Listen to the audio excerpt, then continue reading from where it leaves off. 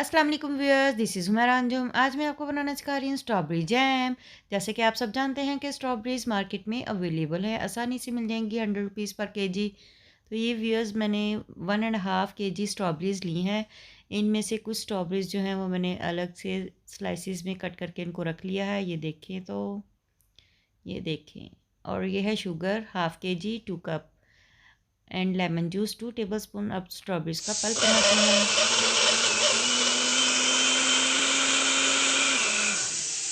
जी viewers, तो हमने जो पल्प रेडी किया है वो हमने पैन के अंदर डाल दिया है। पैन के अंदर हम अब ये बाकी स्ट्रॉबेरी स्लाइसेस जो थे वो भी हमने ऐड कर दिया और हम इसको 5 मिनट के लिए पकाएंगे।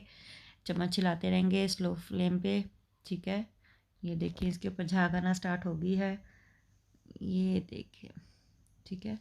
इसके अंदर कोई पानी हमने ऐड नहीं किया।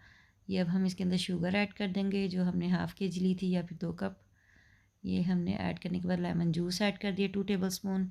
अब हम इसको चम्मच हिलाते जाएंगे और पका लेंगे। इसको हमने लो फ्लेम पर 20 मिनट्स के लिए पकाना है। और ये देखें, आहिस्ता आहिस्ता से ये गाढ़ा होना शुरू हो चुका है।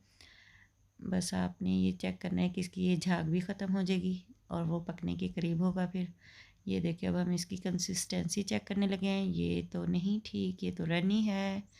चलें जी, दोबारा से 5 मिनट के बाद हमने दोबारा चेक किया, ये अब थिक हो चुका है ऑलमोस्ट।